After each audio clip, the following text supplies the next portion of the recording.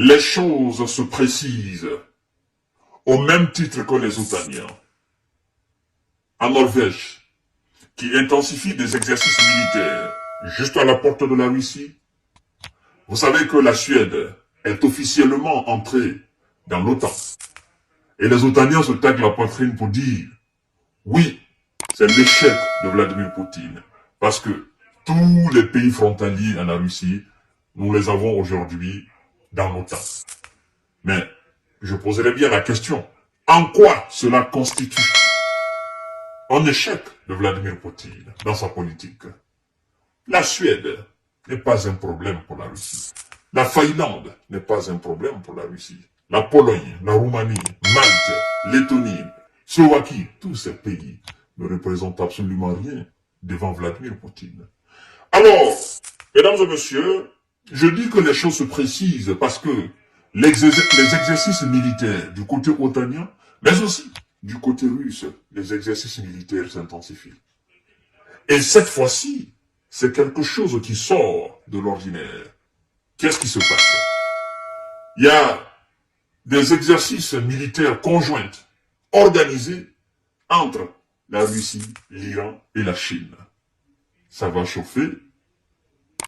Ça va chauffer entre la Russie, l'Iran et la Chine. Et aujourd'hui, des navires de guerre russes sont arrivés en Iran. Aujourd'hui, sont arrivés en Iran. Des navires de guerre chinois aussi. Là. Et ça va tirer dans la mer. Ils sont en train de s'exercer. Vous savez, ce sont des alliés. Nous sommes carrément aujourd'hui entre deux blocs. Le bloc occidental et le bloc du reste du monde. Parce que la Russie, la Chine, l'Iran, l'Afrique du Sud, l'Inde, le Brésil, le Sud global, c'est le reste du monde. Et l'Occident veut faire face au reste du monde. Ça, c'est quand même rigolo. Mesdames et messieurs, partagez la vidéo dans tous les groupes possibles. Nous disons, faites très attention. Les uns et les autres sont en train de préparer les positions. Nous savons comment a commencé la Première Guerre mondiale. Nous savons comment a commencé la Seconde Guerre. Et nous voyons aujourd'hui des prémices d'un événement qui sera sans précédent. Nous ne le souhaitons pas, mais nous voyons aujourd'hui les prémices. Nous voyons aujourd'hui les pas. Les premiers pas sont déjà franchis. Attention à ce troisième événement grandiose. Attention. Des navires de guerre russes en Iran pour participer aux exercices internationaux. Vous voyez ces navires, mesdames et messieurs. Partagez la vidéo dans tous les groupes possibles. La Russie. J'entends souvent des gens dire, les alliés de la Russie doivent aussi. Je dis, mais vous savez, ce pays-là, en réalité, a encore des ressources. N'a pas fini d'utiliser encore ces ressources. Ce pays est capable de faire face à n'importe qui sans avoir besoin de l'aide de ses alliés. C'est là, au fait, la grandeur de la Russie. Les bâtiments de guerre de la marine russe sont arrivés en Iran en vue de prendre part aux manœuvres conjointes russo-irano-chinoises. Ceinture de sécurité maritime 2024. Ah, l'Iran est entré dans la cour des grands. C'est ça un pays. C'est ça un pays qui se bat pour son indépendance et sa souveraineté. Laissez-moi vous dire, dans quelques années, l'Iran est déjà une puissance militaire, puissance économique. Mais dans quelques années, l'Iran va franchir un très grand pas, un pas énorme. Un pas énormissime dans la puissance militaire, économique, puissance d'influence, puissance politique. Et ça, il y a des gens qui ne veulent pas entendre ça. Oui, il y a des gens, ça me fait énormément mal de constater que l'Iran est en train de monter en puissance. Aux côtés de qui?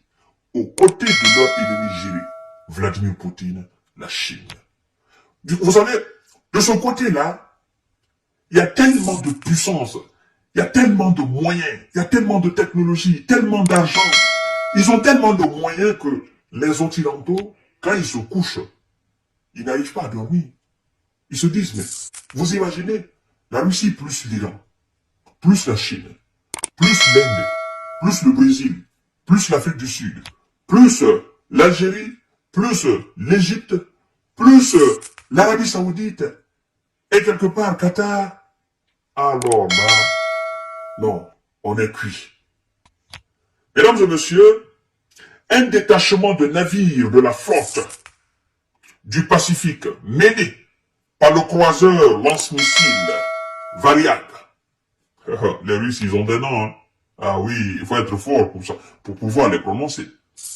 Oui, le croiseur lance-missile Variag est arrivé aujourd'hui 11 mars 2024 au port de Chabahar. Ça, c'est en Iran. Au port de Chabahar en République islamique d'Iran, a fait savoir la défense russe. La partie pratique de l'exercice va se dérouler dans le golfe d'Oman. Son objectif est de s'entraîner à assurer la sécurité des activités économiques maritimes. Mesdames et messieurs, partagez la vidéo dans tous les groupes possibles. Des représentants des marines de l'Afrique du Sud, du Pakistan, du Kazakhstan, d'Azerbaïdjan, d'Oman et de l'Inde vont y assister en tant qu'observateurs. Vous entendez le nom de ces pays qui vont participer en tant qu'observateurs, vous vous dites oui, là, c'est autre chose. Et ça fait trembler le bloc occidental. Les exercices militaires, on n'a même pas cité le nom de Kim Jong-un, la Corée du Nord. Mais, vous savez, il y a du lourd en face des Occidentaux. Il y a du lourd, il y a du lourd. Ils font exprès, mais il y a du lourd en face d'eux. En fait, il y a du lourd, il y a de la détermination, il y a de l'efficacité au fait. Il n'y a pas d'hésitation chez eux. C'est-à-dire quand ils décident, ils entrent dedans. C'est pourquoi nous disons attention, attention. Aujourd'hui, vous vous taguez la poitrine pour dire tous ces pays sont dans l'OTAN. Mais la question, vous savez, nous disons, mais pourquoi tous ces pays entrent dans l'OTAN? Ils ont peur de la Russie, naturellement. Et tous ces pays entrent dans l'OTAN pour profiter de qui? Pour profiter de la puissance des États-Unis d'Amérique. Vous voyez? C'est comme si tous ces pays, hors les États-Unis d'Amérique, tous ces pays ne représentent absolument rien. Vous y dites souvent, pour profiter de la couverture sécuritaire américaine. Profiter de la couverture de sécurité américaine. C'est ça. C'est pourquoi les Américains ne les considèrent pas. Les Américains les considèrent comme des papiers toilettes, des torchons. Parce qu'ils savent que sans eux, il n'y a absolument rien en Europe. Et c'est pourquoi ils sont aujourd'hui inquiets. Pour ne pas que M. Donald Trump vienne à la tête des États-Unis. Parce que lui, il n'est pas dans leur marmaille. Débrouillez-vous. Débrouillez-vous. On n'est pas dans cette histoire de l'OTAN-là. Parce que c'est nous qui finançons. Nous sommes les premiers, nous sommes les gros financeurs. Débrouillez-vous là-bas. On n'est pas dedans. Ou bien régler cette question ukrainienne. On n'est pas dedans. Parce que le gars, il n'est pas fou. Il est conscient de la capacité de Vladimir Poutine et de sa Russie. Mesdames et messieurs, voici ce qui se passe aujourd'hui en République islamique d'Iran. Ah ouais. Il y a du lourd. Ça joue pas, ça blague pas. Ce bloc-là, c'est pas l'ami de quelqu'un même. Il faut qu'ils arrêtent, sinon il n'y a pas moyen. Partagez la vidéo dans tous les groupes possibles. Ça s'annonce. Les préparatifs commencent. Pourquoi des exercices militaires en Iran? Pourquoi le choix est tombé sur l'Iran? On sait ce qui se passe dans cette partie du Moyen-Orient actuellement, à l'instant où je suis en train de vous parler. On sait ce qui se passe là-bas. On sait. N'est-ce pas une manière pour la Russie et la Chine d'être là aussi? Mesdames et messieurs, à tout à l'heure pour notre série d'informations de décortiquage. Si vous n'êtes pas initié en termes de géopolitique et de géostratégie internationale, c'est que vous dormez encore. Parce qu'il y a trop de choses qui se passent dans ce monde-là. Apprenez. Vous allez comprendre les choses. Il y a tellement de politique, il y a tellement de subtilité, tellement d'intelligence mise dans les choses que si vous ne faites pas attention, ben vous sautez là-dessus. Et vous ne comprendrez pas. Merci beaucoup et partagez la vidéo dans tous les groupes aussi.